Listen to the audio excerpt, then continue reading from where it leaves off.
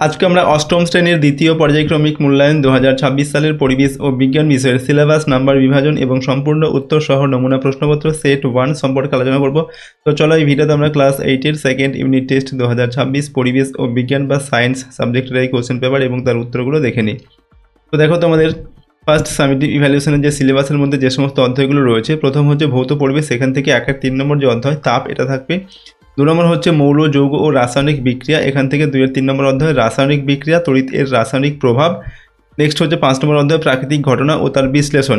তারপর 8 নম্বর যে অধ্যায় মানুষের খাদ্য ও খাদ্য উৎপাদন, এই অধ্যায়গুলো তোমাদের পড়তে হবে সেকেন্ড সামেটিভ ইভ্যালুয়েশনে যে তোমাদের পরীক্ষা হবে তার জন্য, ঠিক আছে। এবার দেখো তোমাদের টোটাল পরীক্ষার প্রশ্ন থাকবে 50 নম্বর, সময় থাকবে 1 ঘন্টা 30 মিনিট। ওকে, প্রথমে 12টি এমসিকিউ প্রশ্ন দেওয়া থাকবে, যেগুলোর মান 1 নম্বর করে সঠিক উত্তর বেছে নিয়ে লিখতে হবে। এই প্রশ্নগুলো দেখো তোমাদের প্রতিটা অধ্যায় থেকে 2টি করে প্রশ্ন দেওয়া থাকছে। তাপ অধ্যায় থেকে 4টি প্রশ্ন থাকবে। তারপর হচ্ছে 1 নম্বর মানের অতি সংক্ষিপ্ত প্রশ্নের উত্তর তোমাদের লিখতে হবে 10টা। ওকে, তো এই প্রশ্নগুলোর প্রতিটি অধ্যায় থেকে দেখো 2টি করে প্রশ্নের উত্তর তোমাদের লিখতে হবে। তারপর হচ্ছে 2 নম্বর মানে 2টি প্রশ্নের উত্তর লিখতে হবে, 2 দুগুণে 4 নম্বর। এই প্রশ্নগুলো সাধারণত তাপ অধ্যায় থেকে থাকে। তারপর হচ্ছে 3 নম্বর মানের 8টি প্রশ্নের উত্তর লিখতে হবে, 3 8 24 নম্বর। ওকে, তো দেখো এইরকম প্যাটার্নে তোমাদের কিন্তু প্রশ্ন থাকবে টোটাল 50 নম্বরের এবং সময় থাকবে 1 ঘন্টা 30 মিনিট। তো চলো আমরা একটি কোশ্চেন পেপারের উত্তর এখান থেকে দেখে নিই। দেখো প্রথম প্রশ্ন 1 নম্বর দেখে সঠিক উত্তর নির্বাচন করো। 1 × 12 = 12। 1 নম্বর দেখে চাপ বাড়ালে বরফের গলনাঙ্ক কমে যায়, বেড়ে যায়, একই থাকে না শূন্য? তো চাপ বাড়ালে বরফের গলনাঙ্ক কমে যায়। তারপর 2 নম্বর হচ্ছে বরফ গলনের লিনতাপ 537 ক্যালোরি পার গ্রাম, 80 ক্যালোরি পার গ্রাম, 40 ক্যালোরি পার গ্রাম, 50 ক্যালোরি পার গ্রাম। তো বরফ গলনের লিনতাপ হচ্ছে 80 ক্যালোরি পার গ্রাম। এরপর হচ্ছে ZnH2SO4 = ZnSO4 + H2। এই বিক্রিয়ায় জারক পদার্থ হলো H2SO4, ZnSO4, H2 না Zn?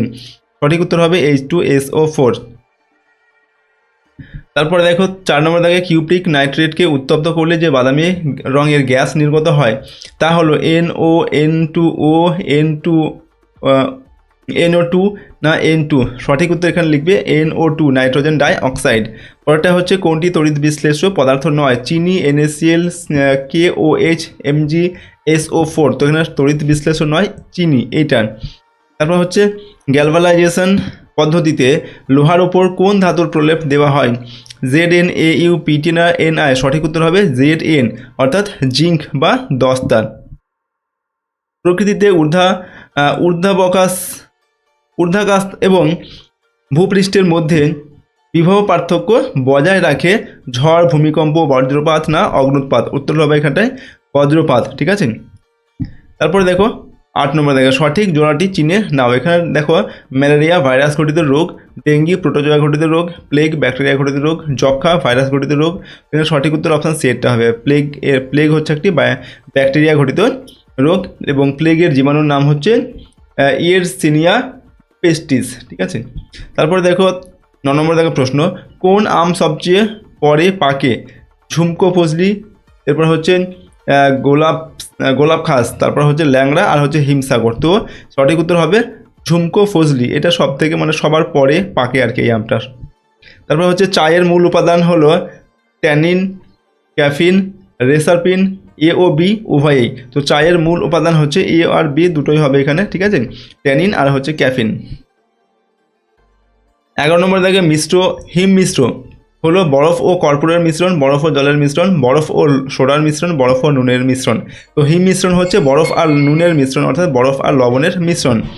তারপর 12 নম্বরে হচ্ছে আপেক্ষিক তাপের একক হলো calorie per gram degree celsius, calorie into gram degree celsius, calorie gram degree per degree celsius. আর অপশান ডিতে কি দেওয়া রয়েছে calorie degree celsius per gram. এখানে সঠিক উত্তর অপশান এ, এটা হবে calorie per gram degree celsius, ঠিক আছে।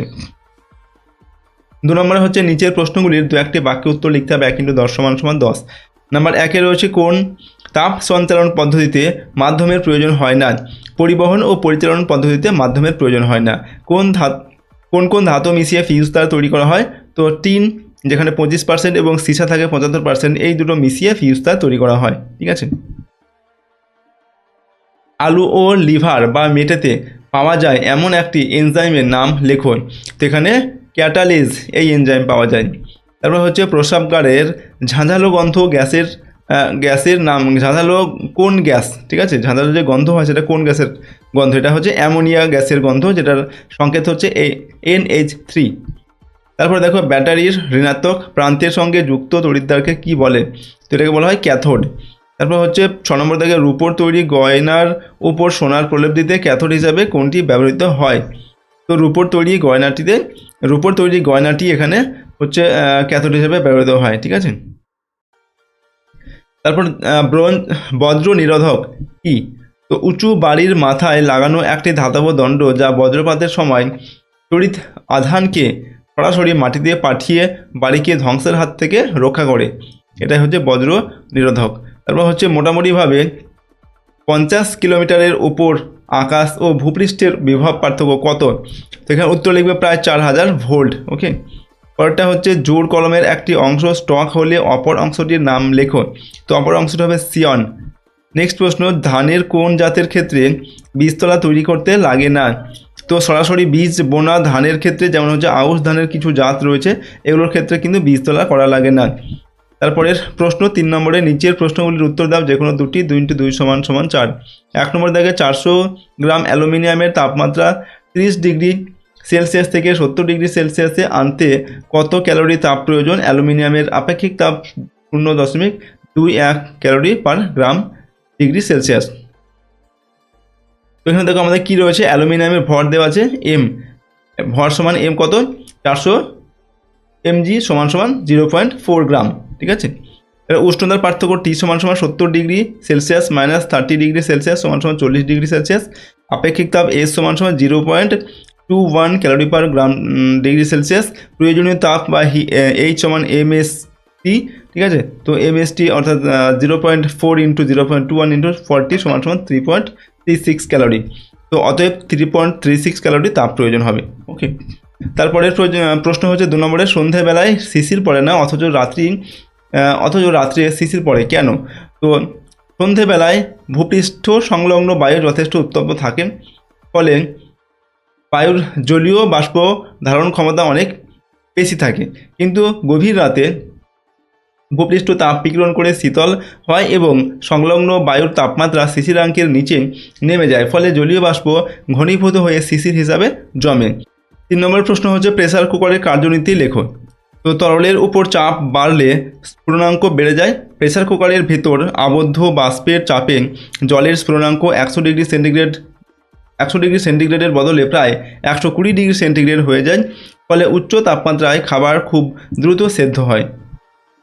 নেক্সট হচ্ছে 4 নম্বর দাগে নিচে প্রশ্নগুলির উত্তর দাও, বিকল্প প্রশ্নগুলি লক্ষণীয়, 3 × 8 = 24 নম্বর, অর্থাৎ এখানে প্রতিটা প্রশ্নের মান 3 নম্বর করে এবং 8টি প্রশ্নের উত্তর লিখতে হবে। 1 নম্বর দাগে তাপমোচী পরিবর্তন ও তাপগ্রাহী পরিবর্তনের একটি পার্থক্য লেখো, একটি বিক্রিয়ার সাহায্যে দেখাও যে জারণ বিজারণ একই সঙ্গে ঘটে। তো দেখো এই তাপমোচী আর তাপগ্রাহী পরিবর্তনের পার্থক্য কি, তাপমোচী পরিবর্তনে তাপ উৎপন্ন হয় যেমন পোড়াচুন ও জলের বিক্রিয়া, কিন্তু তাপগ্রাহী পরিবর্তনে তাপ শোষিত হয় যেমন হচ্ছে নাইট্রোজেন ও অক্সিজেনের বিক্রিয়া। তারপর জারণ বিজারণ একই সঙ্গে ঘটে, যেমন দেখো CuO + H2 = Cu + H2O, এখানে CuO থেকে অক্সিজেন বেরিয়ে CuO এখান থেকে অক্সিজেন বেরিয়ে Cu উৎপন্ন হয়েছে, তাই এটি বিজারণ, আবার H2 অক্সিজেনের সাথে যুক্ত হয়ে H2O উৎপন্ন হয়েছে, তাই এটি জারণ, অর্থাৎ একই বিক্রিয়ায় জারণ ও বিজারণ ঘটেছে।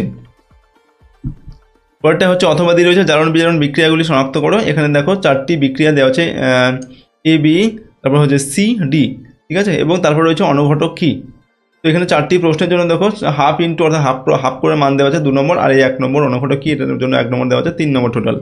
তো দেখো এখানে প্রথমটা হচ্ছে নাম্বার এটা হবে বিজারণ, তারপর বিটা হবে জারণ, সিটা হচ্ছে বিজারণ এবং ডিটা হচ্ছে জারণ, ঠিক আছে। এবং এরপর রয়েছে কি অনুঘটক কি, তো অনুঘটক কি যেসব পদার্থ রাসায়নিক বিক্রিয়ায় উপস্থিত থেকে বিক্রিয়ার বেগকে বাড়ায় বা কমায় কিন্তু বিক্রিয়া শেষে নিজে অপরিবর্তিত থাকে তাকে অনুঘটক বলে। পরেরটা হচ্ছে number 2 Fe + Cu2 + Fe2 + Cu বিক্রিয়ায় কোনটি জারক এবং কোনটি বিজারক তা উল্লেখ করো, মানবদেহে উৎসেচকের গুরুত্ব উল্লেখ করো। তো এই বিক্রিয়ায় Cu2+ হলো জারক এবং Fe এটা হচ্ছে বিজারক। তারপর উৎসেচকের গুরুত্ব কি, 1 নম্বর হচ্ছে পরিপাক কার্যে সাহায্য করে, যেমন লালা রসের টায়ালিন শ্বেতসার হজমে সাহায্য করে। এরপর 2 নম্বর হচ্ছে কোষের শক্তি উৎপাদনে এবং DNA লিপিকরণে গুরুত্বপূর্ণ ভূমিকা পালন করে, ঠিক আছে, এই উৎসেচক। 3 নম্বরে তড়িৎ লেপন কাকে বলে? লোহার পাইপের উপর জিঙ্কের প্রলেপ দিতে অ্যানোডে ও ক্যাথোডে কী কী ব্যবহার করবে? তো দেখো, তড়িৎ বিশ্লেষণ প্রক্রিয়ায় অধিক সক্রিয় ধাতুর উপর কম সক্রিয় ধাতুর প্রলেপ দেওয়াকে তড়িৎ লেপন বলে। আর জিঙ্ক লেপনের ক্ষেত্রে অ্যানোড ব্যবহার করা হবে বিশুদ্ধ জিঙ্কের পাত এবং ক্যাথোড ব্যবহার করা হবে লোহার পাইপ। অথবা তড়িৎ বিশ্লেষণের 3টি গুরুত্বপূর্ণ ব্যবহার সংক্ষেপে বর্ণনা করো। তো 1 নম্বর ধাতু নিষ্কাশন। সোডিয়াম, অ্যালুমিনিয়াম ইত্যাদি সক্রিয় ধাতু আকরিক থেকে তড়িৎ বিশ্লেষণে পাওয়া যায়। 2 নম্বর ধাতু শোধন। অবিশুদ্ধ কপার ও জিঙ্ককে তড়িৎ বিশ্লেষণে বিশুদ্ধ করা হয়। 3 নম্বর তড়িৎ লেপন। লোহার দ্রব্যে মরিচা পড়া রোধে সোনা, রূপো বা জিঙ্কের প্রলেপ দেওয়া হয়, ঠিক আছে। এইগুলো হচ্ছে আমরা লিখলাম। এই তড়িৎ বিশ্লেষণের যে 3 গুরুত্বপূর্ণ যেগুলো সেগুলো আমরা 3টি লিখলাম। তারপরে দেখো 4 নম্বর দেখো প্রশ্ন 1 নম্বর 4-এর নাম্বার এতে বলা হচ্ছে আমি একটি তড়িৎদ্বার, ব্যাটারির ঋণাত্মক প্রান্তের সঙ্গে আমি যুক্ত, আমি কে? এরপর নাম্বার বিতে যেহেতু ক্যাথোডে ইলেকট্রন গ্রহণ বিক্রিয়া ঘটে তাই ক্যাথোডে ড্যাশ ঘটে। নাম্বার সিতে রয়েছে তড়িৎ বিশ্লেষণে কোন শক্তিতে রূপান্তরিত হয়। তো 3টি প্রশ্ন এখানে দেওয়া আছে। নাম্বার এটা ক্যাথোড হবে, নাম্বার বিটা হবে বিজারণ, নাম্বার সির উত্তর লিখবে তড়িৎ শক্তি রাসায়নিক শক্তিতে রূপান্তরিত হয়। 5 নম্বর দেখে কালাজ্বর সৃষ্টিকারী আদ্য প্রাণীটির নাম এবং তার বাহকের নাম লেখো। এই রোগের লক্ষণগুলি কী কী? তো প্রথম দেখো, কালাজ্বর সৃষ্টিকারী আদ্য প্রাণীর নাম কি? জীবাণুটার নাম হচ্ছে লিশম্যানিয়া ডনোভ্যানি, বাহক হচ্ছে বেলে মাছি, যেটাকে ইংলিশে বলা হয় স্যান্ড ফ্লাই। এরপর দেখো পরেরটা হচ্ছে লক্ষণ কি? লক্ষণ হচ্ছে 1 নম্বর দীর্ঘস্থায়ী জ্বর ও যকৃৎ প্লীহার বৃদ্ধি। নাম্বার 2 ত্বকের রং কালচে হয়ে যাওয়া এবং ওজন কমে যাওয়া, ওকে। এরপর এর সঙ্গে অথবা দিয়ে বলা হচ্ছে ম্যালেরিয়া রোগের ওপর একটি টিকা লেখো। তো ম্যালেরিয়া একটি প্রোটোজোয়া ঘটিত রোগ, এর জীবাণুর নাম হচ্ছে প্লাজমোডিয়াম ভাইভ্যাক্স এবং বাহক হলো স্ত্রী অ্যানোফিলিস মশা। এই রোগের প্রধান লক্ষণ হলো কাঁপুনি দিয়ে তীব্র জ্বর আসা, যা নির্দিষ্ট সময় অন্তর ছেড়ে গিয়ে আবার আসে। 1902 সালে রোনাল্ড রস প্রমাণ করেন যে মশা এই রোগ ছড়ায়। কুইনাইন নামক ওষুধ ম্যালেরিয়া সারাতে সাহায্য করে। নাম্বার 6-এর দাগের প্রশ্ন নাম্বার এতে দেওয়া আছে 6-এর এতে এইডস রোগের জন্য দায়ী ভাইরাসটির সম্পূর্ণ নাম লেখো। তারপর বিতে রয়েছে কলেরা রোগের জন্য দায়ী জীবাণুটির নাম লেখো। নাম্বার সি স্মল পক্স রোগের আর এক নাম কি? তো দেখো প্রথম নাম্বার এটা কি হবে? হিউম্যান ইমিউনোডেফিসিয়েন্সি ভাইরাস HIV, অর্থাৎ এইডস রোগের জন্য যে দায়ী ভাইরাস সেটার নাম হচ্ছে HIV, যার পুরো নাম হচ্ছে হিউম্যান ইমিউনোডেফিসিয়েন্সি ভাইরাস। তারপর হচ্ছে নাম্বার বিতে কী হচ্ছে কলেরা রোগের জন্য দায়ী জীবাণু, সেটা কি? সেটা হচ্ছে ভিব্রিও কলেরি, ঠিক আছে। আর তারপরে আছে স্মল পক্সের আর এক নাম, স্মল পক্সের আরেকটা নাম হচ্ছে বসন্ত বা গুটি বসন্ত। পরেরটা 7 নম্বর দেখে আধুনিক পদ্ধতিতে ধান চাষ যে ধাপের মাধ্যমে করা হয় সেগুলির নাম লেখো। তারপর হ্যাচারি কি? তো ধাপগুলো কি কি? জমি তৈরি, বীজ শোধন, বীজতলা তৈরি, চারা গাছ রোপণ, সার প্রয়োগ, জলসেচ, আগাছা দমন ও ফসল তোলা, এইগুলো হচ্ছে ধান চাষের বিভিন্ন পদ্ধতি। এরপর দেখো হ্যাচারি কি না, হ্যাচারি হচ্ছে যেখানে কৃত্রিম প্রজনন পদ্ধতিতে মাছের ডিম থেকে চারা মাছ তৈরি করা হয় তাকে হ্যাচারি বলে। অথবা রানী পুরুষ এবং শ্রমিক মৌমাছির একটি করে কাজ লেখো। দেখো রানী মৌমাছির কাজ কি? ডিম পাড়া। 2 নম্বর পুরুষ মৌমাছির কাজ হচ্ছে রানীর সাথে প্রজননে অংশ নেওয়া। আর শ্রমিক মৌমাছির কাজ কি? মৌচাক তৈরি, মধু সংগ্রহ ও শিশুদের দেখাশোনা করা। পরের প্রশ্ন হচ্ছে 8 নম্বর দেখে মেজর কার্ভ ও মাইনর কার্ভের পার্থক্য লেখো। দেখো এটা মেজর কার্ভ, এটা হচ্ছে মাইনর কার্ভ। প্রথম পার্থক্য আকারে বড় হয় এবং দ্রুত বাড়ে এই মেজর কার্ভ, আর আকারে ছোট হয় এবং দ্রুত বাড়ে না মাইনর কার্ভ। 2 নম্বর হচ্ছে ডিম পাড়া, সাধারণত বদ্ধ জলে ডিম পাড়ে না এই মেজর কার্ভ, আর মাইনর কার্ভ সাধারণত বদ্ধ জলে ডিম পাড়ে। তারপর হচ্ছে উদাহরণ কি? রুই, কাতলা, মৃগেল, এগুলো হচ্ছে মেজর কার্ভ, ওকে। আর মাইনর কার্ভ কি? এটা হচ্ছে বাটা, পুঁটি, এগুলো হচ্ছে মাইনর কার্ভ। দেখো এই সমস্ত প্রশ্নের উত্তরের যে PDF ফাইল সেগুলো আমাদের সহজ লেসন অ্যাপের মধ্যে রয়েছে। অ্যাপের লিঙ্ক ডেসক্রিপশন বক্সে দেওয়া আছে, অথবা গুগল প্লে স্টোরে গিয়ে তোমরা সহজ লেসন লিখে সার্চ করলেও অ্যাপটি তোমরা পাবে। সেখানে গিয়ে তোমরা অ্যাপটিকে ডাউনলোড করে নিয়ে ইনস্টল করবে, তারপর রেজিস্টার করে নেবে। রেজিস্টার করার জন্য এখানে নাম, মোবাইল নাম্বার, ইমেল, স্টেট, এখানে ওয়েস্ট বেঙ্গল লিখবে, সিটি নিজের এলাকার নাম লিখবে, পাসওয়ার্ড দেবে নিজের মতো তৈরি করে একটি। তারপর হচ্ছে এখানে রেজিস্টার করবে এবং পরের বার সেম ফোন নাম্বার এবং সেম পাসওয়ার্ড দিয়ে লগ ইন করবে। ওকে, লগ ইন করার পর তোমরা অ্যাপটিতে গুগল প্লে স্টোরে গিয়ে একবার অবশ্যই এখান থেকে একটা 5 স্টার রেটিং দিয়ে পোস্ট করে দেবে, ঠিক আছে। এরপর দেখো অ্যাপটি যখন তোমরা ওপেন করবে, ওপেন করার পর তোমাদের ক্লাসগুলোকে আগে সিলেক্ট করে নিতে হবে। তো ক্লাসগুলো সিলেক্ট হওয়ার জন্য সবার ওপরে এখানে ক্লিক করবে, এখানে ক্লিক করে এই অংশতে ক্লিক করবে। তারপর এই যে 5, 6, 7, 8, 9, 10 এই সমস্তগুলো রয়েছে, এগুলো তোমাদের ক্ষেত্রে সাদা থাকবে যখন যারা প্রথমবার ইনস্টল করবে। তো এই সবগুলোকে এইভাবে ট্যাপ করে নিয়ে এইভাবে সিলেক্ট করে দেবে, তারপর সেভ চেঞ্জে ক্লিক করার পর ইয়েস বাটনে ক্লিক করবে। তাহলে অ্যাপের মধ্যে যে কোর্সগুলো আমাদের রয়েছে সেগুলো তোমরা সব কিছু দেখতে পাবে। এই যে অল কোর্স রয়েছে এখানে ক্লিক করলে সমস্ত কোর্সগুলো দেখা যাবে, আর ফ্রি কোর্সে ক্লিক করলে ফ্রি ভিডিও এখানে ক্লিক করলে যে ফ্রি ভিডিওসগুলো রয়েছে সেগুলো দেখতে পাবে, আর ফ্রি কোর্স এখানে রয়েছে যেগুলো সেগুলো এখান থেকে দেখতে পাবে। এখানে ইবুকস থাকবে, এখানে ডেলি কুইজ থাকবে, আর এখানে হচ্ছে মাই পেড কোর্স, যেটা এটা হচ্ছে যে কোর্সটা তুমি এখানে পারচেস করবে সেই কোর্সটা এখান থেকে দেখতে পাবে।